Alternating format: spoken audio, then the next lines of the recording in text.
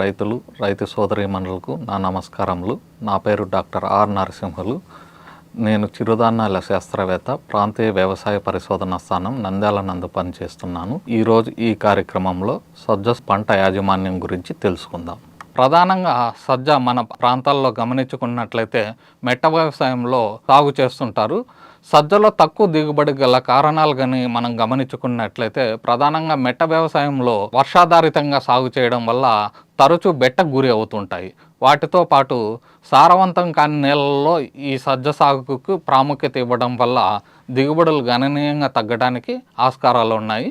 వీటితో పాటు తెగుళ్ళు, కలుపు సమస్యలు కూడా అక్కడక్కడ మనము సజ్జ సాగు దిగుబడి తగ్గడానికి గల కారణాలుగా గమనించవచ్చు. వీటితో పాటు పక్షుల బెడద కూడా ఎక్కువగానే ఉంటుంది. సజ్జ సాగు మనం ఎలా చేయాలని గమనించుకున్నట్లయితే ప్రధానంగా తేలిక నుండి మధ్యస్థ రకం నేలల్లో అనుకూలమైనవి. వీటికి నీరు నిలువ ఉండే భూములు పనికిరావు. అదేవిధంగా ఆమ్లక్షార స్వభావం తట్టుకునే సామర్థ్యం ఉన్నటువంటి పంట కాబట్టి అన్ని భూముల్లో కూడా పెరుగుతుంది. కొద్దిగా నీరు నిల్వ ఉండకుండా చూసుకున్నట్లయితే అన్ని భూముల్లో కూడా ఈ పంటను పండించుకోవచ్చు. ఈ పంటను పండించుకోవడానికి నేలను 2-3 సార్లు మెత్తగా దుక్కి చేసి చదును చేసుకొని నేలను సిద్ధం చేసుకోవాలి.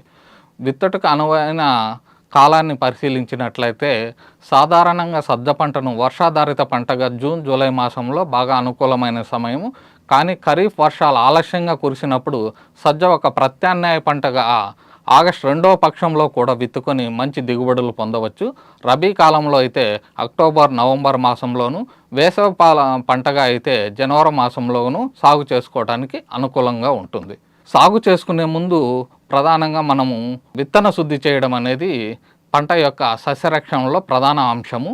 విత్తనాలను 2% ఉప్పు నీటి ద్రావణంలో అంటే 20 గ్రాముల ఉప్పును 1 లీటర్లో కరిగించి ఈ కిలో విత్తనాలను అందులో వేసి 10 నిమిషాల పాటు ఉంచడం ద్వారా తాలు విత్తనాలు మరియు ఎర్గాట్ శిలీంధ్ర అవశేషాలు ఈ నీళ్ళలో తేలుతాయి. ఆ తర్వాత గింజలను తీసి మంచినీటితో శుభ్రం చేసుకొని ఆరబెట్టుకొని కిలో విత్తనానికి 3 గ్రాముల థైరామ్ కానీ లేదా 6 గ్రాముల ఆప్రాన్తో కలిపి విత్తన శుద్ధి చేసుకున్నట్టయితే విత్తనం ద్వారా సంక్రమించే శిలీంధ్రాలు రాకుండా పంటను 30-35 రోజుల వరకు కాపాడుకోవచ్చు. విత్తన మోతాదు, విత్తన వేసుకునే దూరము, మొక్కల సాంద్రత గమనించినట్లయితే సాధారణంగా 1 ఎకరానికి 1.6 కిలో అంటే 1 హెక్టేర్కి 4 కిలోల విత్తనం సరిపోతుంది. సాధారణంగా రైతులు వెదజల్లే పద్ధతిలో సాగు చేస్తుంటారు. ఇలా చేయకుండా వరుసల మధ్య 45 నుంచి 50 సెంటీమీటర్లు, మొక్కల మధ్య 12 నుంచి 15 సెంటీమీటర్లు దూరం ఉండేటట్లు 2 సెంటీమీటర్ల లోతులో గొర్రు సహాయంతో విత్తుకున్నట్లయితే సరైన మొక్కల సాంద్రత పాటించడంతో పాటు ఇంటర్ కల్టివేషన్కు అనుకూలంగా ఉండి కాస్ట్ ఆఫ్ కల్టివేషన్ తగ్గడానికి చాలా ఆస్కారం ఉంటుంది. విత్తిన 2 వారాల లోపు ఒత్తు మొక్కలను తీసి లేని చోట నాటుకున్నట్లయితే 1 ఎకరానికి సరిపడే మొక్కల సాంద్రత అంటే 58,000 నుంచి 78,000 మొక్కలు ఉండేటట్లు మనం చూసుకోగలుగుతాం. ఎరువుల యాజమాన్యం గమనించినట్లయితే బాగా చితికిన పశువుల ఎరువు 2 నుంచి 4 టన్నుల ఆఖరి దుక్కులో వేసి కలయి దున్నుకోవాలి. అదేవిధంగా నేలలో లభించే పోషకాల మోతాదును బట్టి రసాయన ఎరువులు వాడుకోవడం వల్ల మంచి దిగుబడులు పొందే ఆస్కారం ఉంది. సాధారణంగా సజ్జ 1 ఎకరానికి వర్షాధారితంగా పండించేటట్లయితే 24 కిలోల నత్రజని, 12 కిలోల భాస్వరము, 8 కిలోల పొటాషినిచ్చే ఎరువులు వేయాలి. అంటే 52 కిలోల యూరియా, 75 కిలోల సింగిల్ సూపర్ ఫాస్ఫేట్, 13 కిలోల మ్యూరేట్ ఆఫ్ పొటాష్ని. అదే నీటిపారుదల కింద పండించేటట్లయితే 70 కిలోల యూరియా, 100 కిలోల సింగిల్ సూపర్ ఫాస్ఫేట్, 20 కిలోల మ్యూరేట్ ఆఫ్ పొటాష్ను వేసుకున్నట్లయితే మొక్కలకు కావాల్సినటువంటి ఎరువులు సమర్థవంతంగా అంది మంచి దిగుబడిని పొందేదానికి ఆస్కారంగా ఉంది.